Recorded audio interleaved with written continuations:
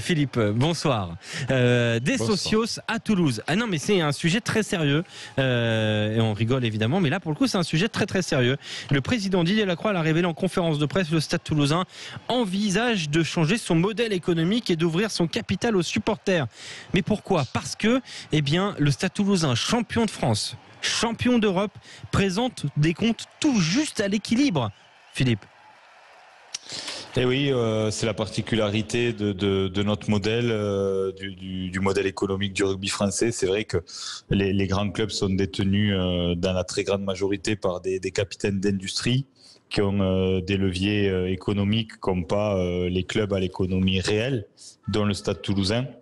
Et donc, le Stade Toulousain, c'est le meilleur exemple de justement des difficultés que peuvent rencontrer ces clubs à l'économie réelle. Il y en a d'autres, Brive notamment, l'UBB, mais qui jouent pas les mêmes postes. Oui, La Rochelle aussi, si ce n'est que j'ai l'impression qu'il y a un capital à La Rochelle qui est structuré autour d'industriels quand même qui ont des capacités financières. Là, la réalité au Stade Toulousain, elle est très différente. L'association, les amis du Stade Toulousain, propriétaires des installations sportives, ont plus de 45% du capital. Et puis ensuite, il y a une multitude de petits porteurs et Fiducial, le groupe Fiducial, qui est le plus gros actionnaire privé autour de la table avec un peu plus de 12% du capital. Et donc, le Stade Toulousain, comme tous les clubs, a été impacté assez fortement par la crise Covid.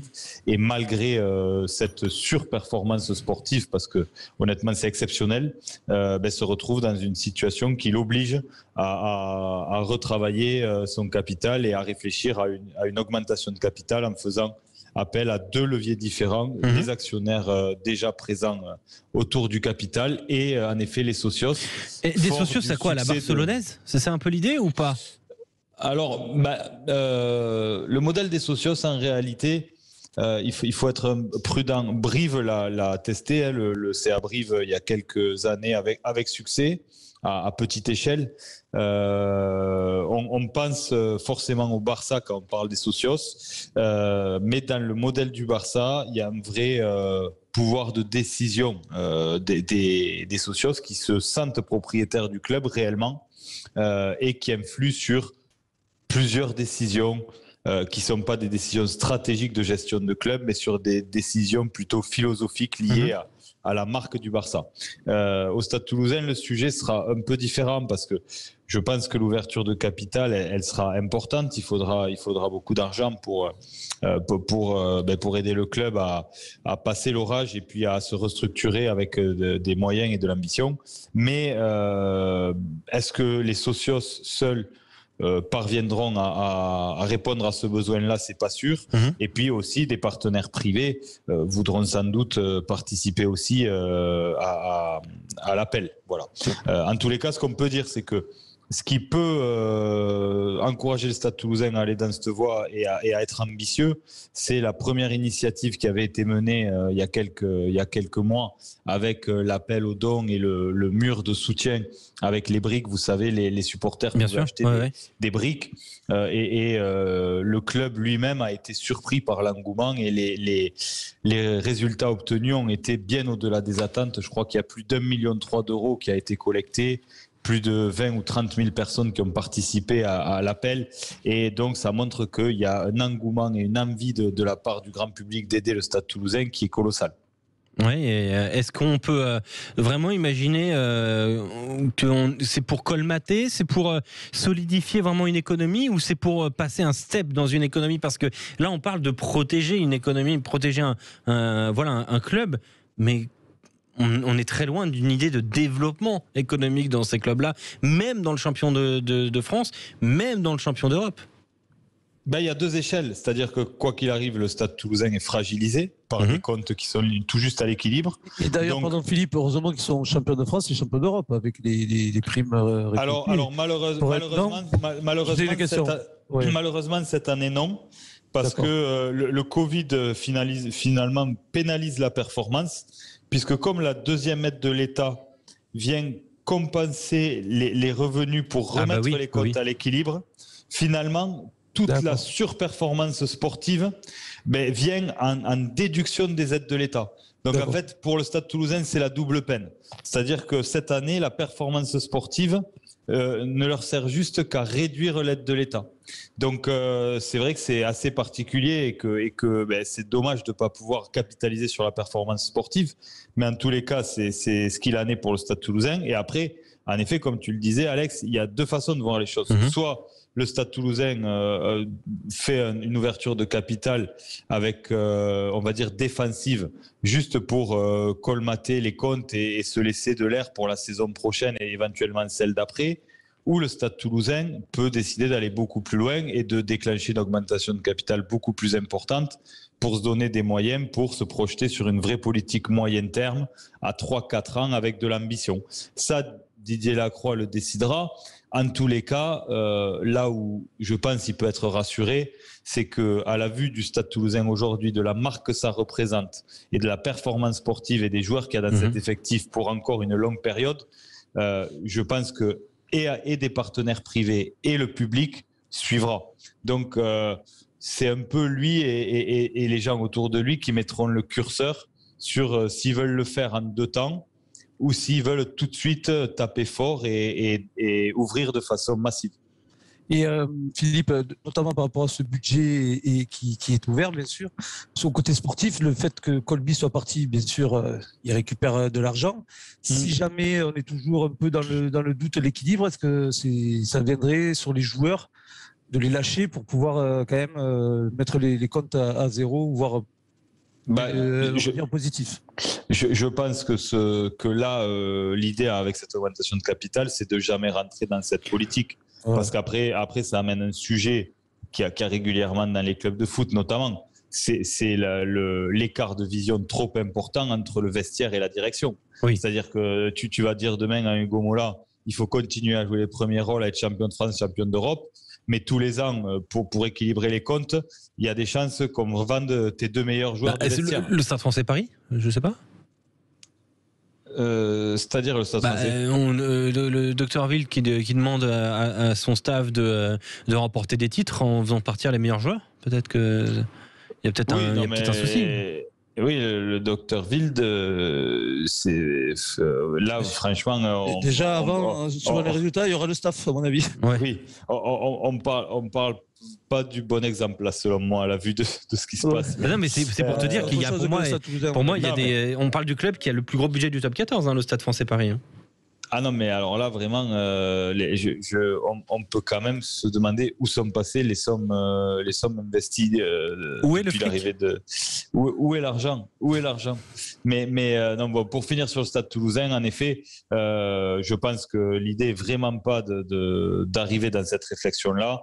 Ils surfent sur une dynamique sportive, économique, qui leur permet d'être séduisants et qui leur permet, contrairement à d'autres, d'avoir la capacité à lever de l'argent. Oui, et où est l'argent? Tu sais que cette phrase, on va la noter, Philippe. On va la noter. Plus sérieusement, du côté de Toulouse, est-ce qu'on peut parler aussi de peut-être un ancrage public? Est-ce qu'il y a, je ne sais pas, de la mairie, du département, un soutien peut-être plus conséquent à imaginer?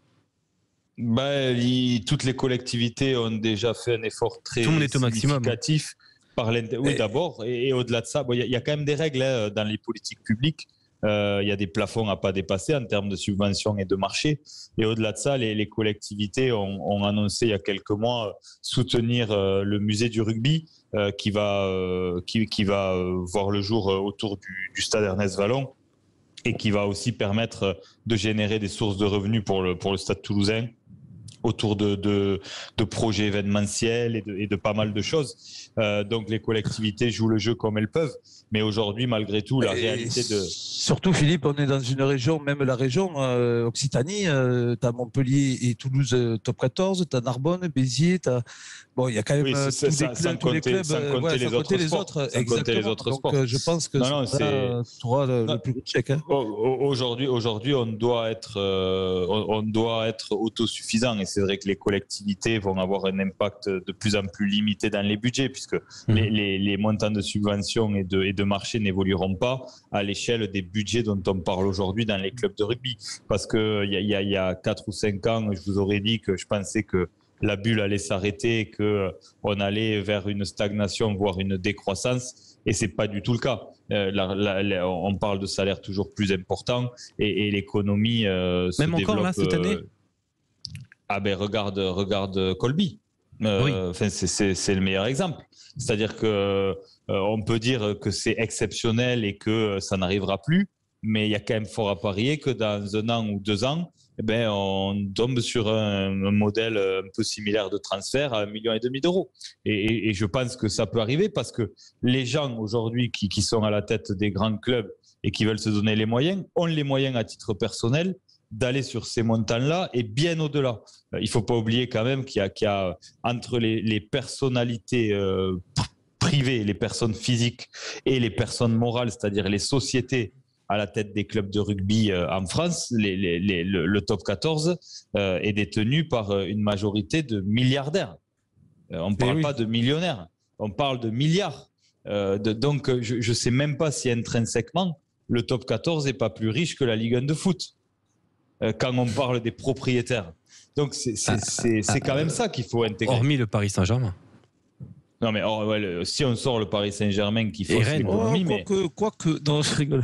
Rennes, il y a de l'argent. Par contre, aussi, le foot fait plusieurs recrues de ce niveau-là, mais des one-shots comme ça, comme Colby, avec des mécènes de clubs, c'est possible que ça sera et que ça existera encore. Un mois d'Altrad est très capable de mettre demain 1,5 million sur la table. Surtout qu'André Pollard devrait quitter le club montpelliérain, donc ça veut dire qu'il y aura un bel espace. Filière Néo-Z. Ouais, il y aura un très bel espace dans la masse salariale à surveiller. Je sais pas, je suis allé courir, j'ai remis les crampons. Attention. Après, quand Barrett va arriver, on va avoir flou. On ne sait pas, peut-être qu'on suppute, mais que Pollard apparaît dans les comptes à 10 000 euros de salaire par mois. C'est possible. Très possible, c'est possible. Ça, je ne participe pas à ça. J'ai pas envie d'avoir un procès pour diffamation. Mais bien sûr, qui a tout ça qui rentre en jeu, les salaires, les avenants, les contrats, les droits d'image. Et oui. Donc forcément, ça y joue dans tout le salary cap et puis dans les budgets. Ah bah oui, puis le salary cap c'est bien, mais vu qu'on c'est pas accessible au grand public, c'est embêtant. Si on parle vite fait de salary cap, je comprends pas pourquoi au fil des années que des clubs même avec l'arrivée des mécènes et plus d'argent ne restent toujours au même plafond et du coup n'avancent pas par rapport à tout ça et au top 14 et aux droits que en plus rapportent les clubs. Ah, tu voudrais dire qu'il faudrait qu'il y ait un salary cap évolutif? Ouais, peut-être. Mais l'est-il évolutif, en fonction des contrats TV que tu récupères et qui sont plus gros, en fonction de. Oui. Mais dans ce cas, les riches s'enrichissent et les pauvres s'appauvrissent. Peut-être. Non, mais alors il y a Mourad Boudjelal avait honnêtement fait de très bons commentaires par rapport à ça, à l'évolution des règles. Il avait évoqué du crédit de salary cap pour les clubs qui le dépassaient pas. Il y avait des choses intéressantes vraiment. Alors le personnage pouvait être désagréable, mais bon, il faut pas lui enlever qu'il avait une forme de vision. Il a toujours milité, comme je le dis moi, toujours sur la vraie modélisation économique des transferts. Donc, moi, j'adhérais à pas mal de préconisations de Mourad Boudjelal, mais je suis d'accord pour dire qu'aujourd'hui, il y a en effet une évolution du salary cap qui est prévue, mais les montants d'évolution sont pas du tout en corrélation avec le niveau d'argent qui arrive en parallèle par les nouveaux propriétaires de clubs. Et voilà. Je suis d'accord. Et c'est complet, c'est signé Philippe Spanghero, évidemment qu'on retrouve dans 40 minutes. Allez.